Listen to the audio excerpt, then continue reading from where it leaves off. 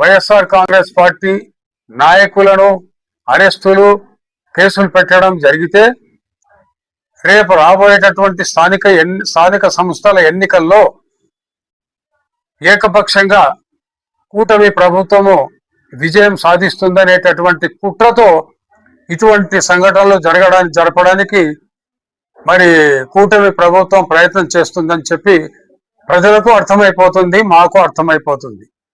ఈ సందర్భంగా మేము చెప్పబోయేదేమంటే ప్రజలకు కానీ మా కార్యకర్తలకు కానీ మేము ఇటువంటి కుట్రలకు కేసులకు భయపడే ప్రసక్తే లేదు.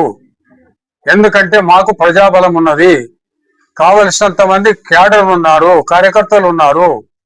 మీరు భయభ్రాంతులకు గురి చేస్తే ఇక్కడ భయపడే వాళ్ళు ఎవరూ లేరు. రాబోయే స్థానిక సంస్థల ఎన్నికల్లో వైఎస్ఆర్ కాంగ్రెస్ పార్టీ విజయము తప్పకుండా విజయం సాధిస్తుంది. మీడియా మిత్రులకు నమస్కారం. ఈరోజు ఈ విలేకరుల సమావేశం ఏర్పాటు చేయడానికి గల ముఖ్య కారణం ఏమంటే ఈ మధ్య కాలంలో ఆదోని నియోజకవర్గంలో రాజకీయ పరిణామాలను పరిశీలిస్తే కాస్త ప్రజల్లో కూడా ఒక రకమైనటువంటి రాజకీయాలపైన ఒక రకమైనటువంటి అసభ్య భావన ఏర్పడింది.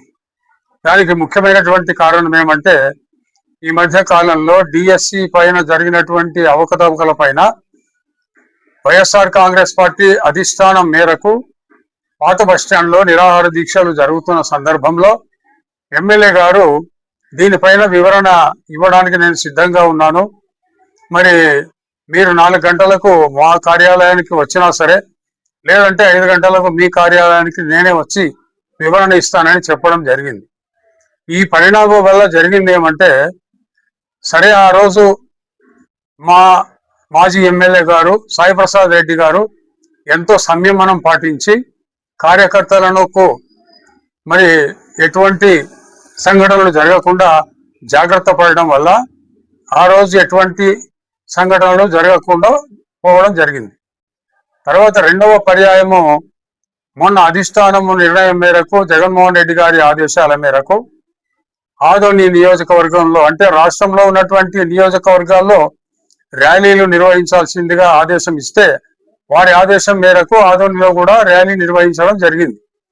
మరి ఆ ర్యాలీలో పాల్గొన్నటువంటి ముఖ్యమైన నాయకులు వైఎస్ఆర్ కాంగ్రెస్ పార్టీకి సంబంధించిన నాయకులు, మండల నాయకులు, పట్టణంలో ఉన్నటువంటి నాయకులందరిపైన మరి కేసులు బనాయించడం జరిగింది.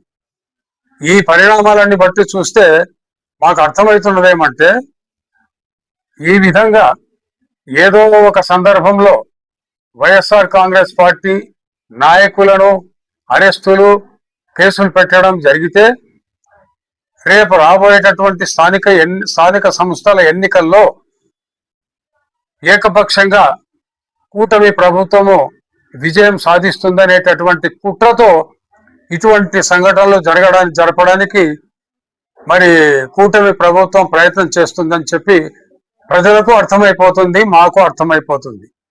ఈ సందర్భంగా మేము చెప్పబోయేదేమంటే ప్రజలకు కానీ మా కార్యకర్తలకు కానీ మేము ఇటువంటి కుట్రలకు కేసులకు భయపడే ప్రసక్తే లేదు. ఎందుకంటే మాకు ప్రజాబలం ఉన్నది, కావలసినంత మంది క్యాడర్ ఉన్నారు, కార్యకర్తలు ఉన్నారు. మీరు భయభ్రాంతులకు గురి చేస్తే ఇక్కడ భయపడే వాళ్ళు ఎవరూ లేరు. రాబోయే స్థానిక సంస్థల ఎన్నికల్లో వైఎస్ఆర్ కాంగ్రెస్ పార్టీ విజయము తప్పకుండా విజయం సాధిస్తుంది. ఏకపక్షంగా మరి కూటమి ప్రభుత్వం ఎటువంటి అసాంఘిక కలాపాలకు పాల్పడకుండా శాంతియుతంగా ఓటింగ్ జరిగితే మాత్రం తప్పనిసరిగా ఆదోని నియోజకవర్గంలో స్థానిక సంస్థల ఎన్నికల్లో తప్పకుండా వైఎస్ఆర్ కాంగ్రెస్ పార్టీ విజయం సాధిస్తుందని చెప్పి నేను ధీమా వ్యక్తం చేస్తున్నాను. అదేవిధంగా మా కార్యకర్తలకు కూడా మీరు ఎటువంటి భయాందోళనకు గురి కావద్దండి.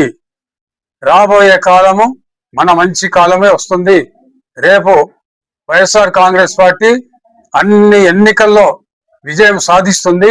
కాబట్టి మీరు ఎటువంటి భయాందోళనకు గురి కావద్దండి అని చెప్పి నేను మా కార్యకర్తలకు తెలుపుతూ అదేవిధంగా ప్రజలను కూడా ఈ పరిణామాలను గుర్తించవలసిందిగా పరిణామాలను అర్థం చేసుకోవాల్సిందా కోరుతున్నాను.